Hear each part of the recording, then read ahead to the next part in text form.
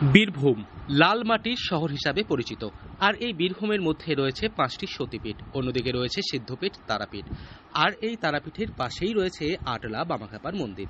আজও প্রাচীন ঐতিহ্য বজায় রেখে বামাখ্যাপা স্মৃতি বিজড়িত পুজো হয়ে আসছে রামপুরহাট থানার অন্তর্ভুক্ত আটলা গ্রামের সরকার বাড়িতে। যতদিন যাচ্ছে এই পুজোর জৌলুস ততই বাড়ছে। আটলা গ্রামের সরকার বাড়ির পুজো আনুমানিক প্রায় 308 বছরেরও বেশি। মন্দিরের দায়িত্বে থাকা সদস্যদের মারফত জানা গিয়েছে, বোধনের দিন ঘট মণ্ডপে আনার পর থেকেই আটলা গ্রামে সরকার বাড়ির পুজো শুরু হয়। সেই দিন থেকেই প্রতিদিন চলে পুজো এবং চণ্ডী পাঠ। পুজোর প্রতিষ্ঠাতা তৎকালীন আটলা গ্রামের জমিদার ঘনশ্যাম সরকার। এলাকার স্থানীয় বাসিন্দাদের সূত্রে জানা গেছে, তিনি খুব ধার্মিক ছিলেন। এলাকার মানুষকে পুজোর কটা দিন আনন্দে রাখতে তিনি মন্দির বানিয়ে একচালার সাবেকি মৃন্ময়ী প্রতিমা গড়ে। কত বছর পুরনো এই দুর্গাপুজো? এটি প্রায় 308 বছরের পুরনো দুর্গাপুজো। আর আমাদের বাসুদেব সরকার এই কাকু যেটা বললেন সেগুলো সেই রকমই ঘনশ্যাম সরকার এই পুজো প্রচলন করেছিলেন এবং তারপর থেকে রীতি মেনে শাক্ত মতে এই পুজো হয় এবং আমাদেরও আগে যারা আছে তারা এই পুজো সেভাবেই পালন করেছে, সেইভাবে উৎসব আকারে হয় এবং এই গ্রামের সকলে এই পুজোর সঙ্গে একসঙ্গে জড়িত থাকে এবং সমস্ত কাজে হাতে হাত লাগিয়ে পুজোটা হয়।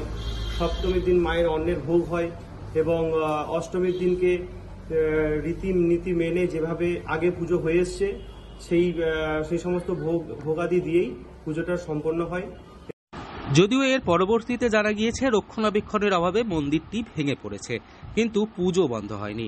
মাটির মন্দির নির্মাণ করে পুজো চলত। কথিত আছে, সরকার পরিবারের বংশধর দুর্গা দাস সরকারের হাত ধরে মাত্র 13 বছর বয়সে তারাপীঠ মন্দিরে ফুল তোলার কাজে যোগ দেন বামাখ্যাপা। পরবর্তী সময়ে পুজোর দিনগুলিতে নিজের গুরুদেব কৈলাসপতিকে সঙ্গে নিয়ে সরকার বাড়ির পুজোয় অংশ নিতেন সাধক বামাখ্যাপা। জানা গিয়েছে, 1360 থেকে 1362 বঙ্গাব্দে এই সরকার বাড়ির দুর্গাপুজো কত বছর পুরনো এই দুর্গাপুজো? 308 বছর। এটার প্রতিষ্ঠাতা হচ্ছে ঘনশ্যাম সরকার। উনি প্রতিষ্ঠাতা, উনি 308 বছর আগে এই পুজোটা প্রচলন করেন। আর এখানে ঘনশ্যাম সরকারের সঙ্গে আরও যোগাযোগ আছে, মানে যে এখানে দুর্গাদাস সরকার বলে যে বামদেব যাকে দুর্গা কাকা বলতেন, তিনি হচ্ছেন বামদেবের একদম খুব কাছের লোক, যার ফলে বামদেবকে টেনে নিয়ে এসেছিলেন এই দুর্গা ঘরে এবং এখানে বামদেবও পুজো করেছেন, দুর্গাদাস সরকারও পুজো করেছেন, বামদেব ভোগ আরতি করেছেন, বামদেব অনেক কিছু এখানে করেছেন যা আমাদেরও অজান্তে। সরকার বাড়িতে অর্থাভাব দেখা দেওয়ায় পুজো প্রায় বন্ধ হয়ে আসছিল। সেই সময় তারা গ্রামের অহিভূষণ চট্টোপাধ্যায়কে পুজোর দায়িত্ব দেন।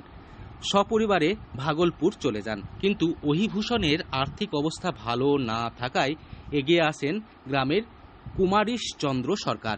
তখন থেকেই পুজো চালিয়ে আসছেন চট্টোপাধ্যায় ও সরকার বাড়ির সদস্যরা।